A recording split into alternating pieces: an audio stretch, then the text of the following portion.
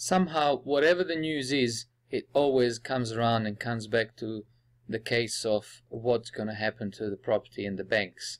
So I've got really good stories for you, the latest information that will help you make up your mind as to what you want to do with your money next. This one you think is about spending, about retail, and that apparently is in trouble in Australia, but there's actually always more to it. Listen to this. Well, so much for the struggling retailers who are going broke on a weekly basis. If you believe the latest data, the sector's come roaring back with the strongest numbers in years. But households carrying a mountain of debt tell a different story. So analysts still see an economy that's ambling along, searching for the next strong growth engine consistent with other numbers showing tepid business investment and falling house prices. Here's finance correspondent Philip Lasker. It's all slow going. Australia's growth rate right now is little better than flat at best and could even be negative when the March GDP numbers are revealed later this month. If that occurs, then that will be the second negative quarter of GDP in the past 3 quarters, and you'll see the year-on-year growth rate drop to below 1.5%, which is actually the weakest rate since the global financial crisis. Not even the strongest pickup in retail sales in 2.5 years could convince the experts that things were looking up. We've labelled the increase in April as a bit of a dead cat bounce. The April surge follows 4 months of weak numbers. Also, there was quite a big bounce back in the state of Queensland, so that may be related to some purchases following damage from Cyclone Debbie too, so that might not be continued going forward. Households are hostage to other forces, which will continue to undermine spending power. When you look at very weak wages growth, historically weak, what is still an elevated level of unemployment and highly indebted households, it's hard to make the case that household consumption should pick up much over the course of this year. Much of that household debt is sunk into real estate, and here there are signs the property market is cooling. House prices fell in May, the first fall in 1.5 years. Mostly dragged lower by a weak performance in Sydney and in Melbourne, where values were down by more than 1% in both those cities over the month. But the broader... Alright, let's just be honest here. I know it seems like the trend has turned, but 1% off, I suppose, is a big drop when you've had 4 or 5% up. Every month or every quarter. So 1% down is really, in real terms, maybe a 6% drop. So that could be significant, but I'm not calling this a turn. I'm not far from calling it a crash, but who am I to say? But anyway, it's just not looking good. The rolling quarter is seeing values are just flattening out now across the market. The market may be starting to wilt due to serious affordability problems, a pickup in listings, and the regulators' crackdown. It's kind of like death by 1,000 cuts because we've got mortgage rates rising at the moment, particularly for investors. We've got a changing regulatory sphere, particularly with APRA's announcement of minimising interest-only lending. That's probably yet to flow through. Yet major home lender NAB is reluctant to declare that property prices have peaked, even though more new apartments are yet to hit the market. I mean, when has the bank called the crisis in advance? Like a central bank, 2.5 seconds or 2.5 minutes before it all crashes will keep up the brave face and keep telling you how everything's okay, the system's in order. Of course, NAB is not going to say the property is going to have its backside fall out of it. Even if they knew it would, they wouldn't say it. And this woman, the next one, she's been BSing a lot every time she's on. It's all roses, according to her. The fundamentals suggesting, for example, that demand should hold up, particularly from population growth, but then on the other side, you've got regulatory changes which are working in the other direction. Businesses, many cashed up, are better placed to up their spending. But the March quarter investment numbers were modest, suggesting businesses are still sitting on their hands, despite rarely having it so good. Business conditions in the NAB survey are running at near historic highs at the moment. So perhaps if that continues, then that may translate into stronger business investment and employment down the track. Okay, enough of that. let me bring you the next story. Alright, well, let's see what's happening in China, because all eyes are on China. They're going to make cheap goods for us, from little $2 toys made out of plastic to heavy machinery, large container ships, cars, even now, everything else you can think of. And obviously they're going to start and continue to buy our iron ore and keep making empty cities and bridges that nobody uses, and completely spending all of the money and all of the effort into overcapitalizing and making capital investments that will just not produce any income and any progress in the future. So let's see what's happening there. Oh, by the way, and we are counting on Chinese to bring all their money overseas, buy up all our properties, all of our units that are being built in Sydney and Melbourne. The cranes are absolutely everywhere.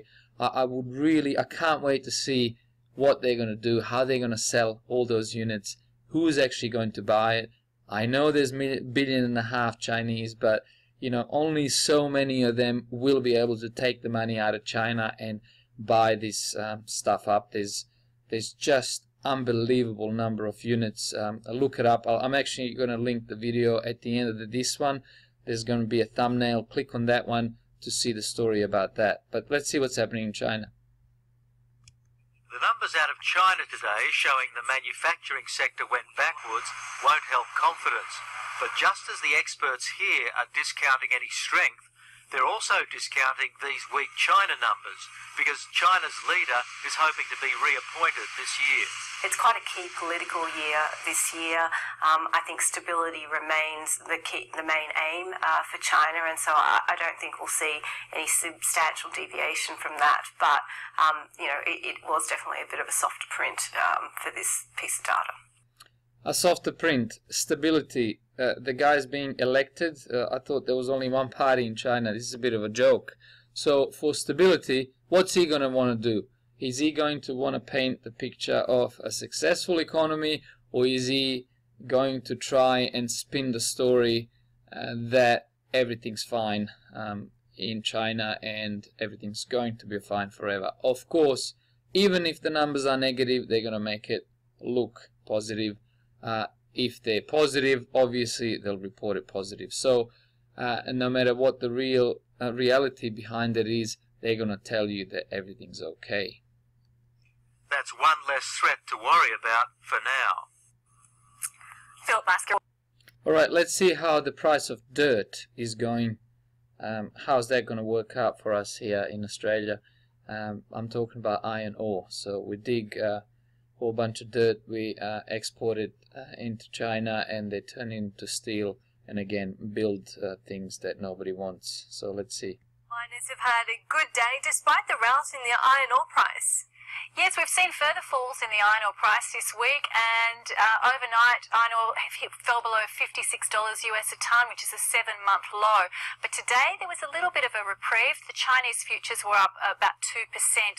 This comes after the Purchasing Managers Index for the Chinese steel industry hit a 1-year high of 54.8, and that did provide a little bit of support short term. But the outlook longer term is still subdued. We're still seeing increasing supply and concerns about the impact that will have on prices, and further broker downgrades. Macquarie, the latest, saying that it expects the iron ore price to drop towards $50 in the second half of the year. So a good day today, but the outlook's still subdued. Yeah, so no good over there either. So mining, it's not going to cut it. Let's see if something else can pick it up and take the baton from the mining industry. Next story. Okay, US job numbers report coming out, normally issued by ADP, and what that means for interest rates. And of course, key US jobs numbers will be the focus for the markets tonight. A strong reading expected.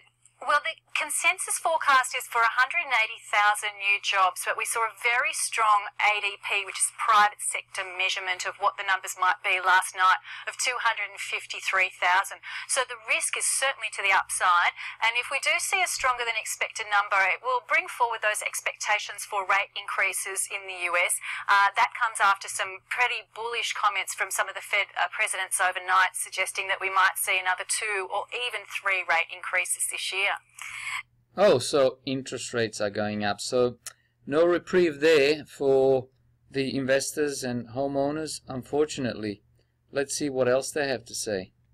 Hey, when it rains, it pours. This is part of the actual, exactly the same program, ABC TV, Australian ABC, Australian Broadcasting Corporation, owned by the government. So this is actually part of the exactly the same. In one night they got all these stories, and none of them are positive. Okay, and the best story for last, as I promised earlier, we know that Amazon is coming to Australia. The 500-pound gorilla is here. The retailers are scrambling. Retailers, all the big shops are in the shopping malls, shopping centers, and there are properties, so it's trouble for retailers, it's trouble for shopping centers and the owners of those shopping centers, which is superannuation funds, pension funds, and through other means people own them without even knowing that they own them. So this is another property really story, but it gets better, or should I say worse, because Australia may not be in as good of a shape as we think it is. And this is why. Watch this next story. Standard & Poor's Global Ratings has warned that the big banks are undermining Australia's ability to hold on to its prized AAA credit rating. In an exclusive interview, the agency's chief ratings officer, Moritz Kramer, says the key problem the agency is keeping an eye on is the level of external debt Australia's banks have run up, which leaves the whole economy exposed to external shocks like a China slowdown. If Australia loses its AAA credit rating, the cost of debt rises for governments and banks, meaning that mortgages will get more expensive. And that shock could come from inside the country too. Mr. Kramer isn't ruling out the possibility of a housing bubble bursting. I spoke with him today in Sydney. Moritz Kramer, Standard & Poor's took just over a week to decide what it would do following the release of the Australian government budget. What were the discussions and the questions being asked during that time? Well, as you may know, the ratings decision are taken by a committee process, so we're debating and discussing amongst ourselves what are the issues at stake. And I think in the context of Australia, we've been really focusing on two key issues. One is the fiscal trajectory, meaning the budgetary plans of the government, and the path back towards balanced budgets or even surpluses down the road. And the second big issue has been the conditions in the housing and the credit market, the expansion of housing loans in particular, and whether this creates some additional uncertainty. What's the key sticking points? Is it more those concerns about the effective price property bubble that we've got, or is it more that surplus and government issue? Well, I'll tell you what the real sticking point is. There's a third thing. That's the external debt of the nation. Among those, the only country with a large external debt is actually Australia. Actually, it goes further. It's the only AAA sovereign that has any net external debt. So this is a clear outlier. This is a weakness of the credit profile, as we call it. Now, in order to offset that, and that's why we expressed concern about the repeated delay of returning to a balanced budget, because Australia needs this fiscal strength in order to compensate the vulnerability on the external side. And of course, with the housing market being what it is, the external vulnerabilities are just exacerbated. So now, as much as I don't have too much respect for these academics that sit in their ivory towers, and you know, he said something about 7 people sitting there for a week and a half and deciding, you know, what credit rating they're going to give to so many countries around the world.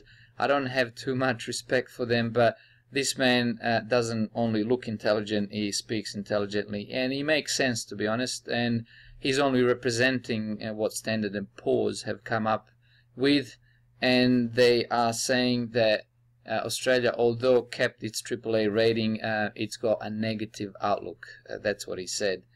later down in the interview, and that's just again not good news. So if all of these, if just 50% of these things that you just saw in this little presentation actually happen, we're in huge trouble. If 75% happens, then it's going to hit the fan. So I don't know, what do you think? It's been going on for a long time. How long can it continue to go on like this? Maybe a long time yet to come, but what do you think?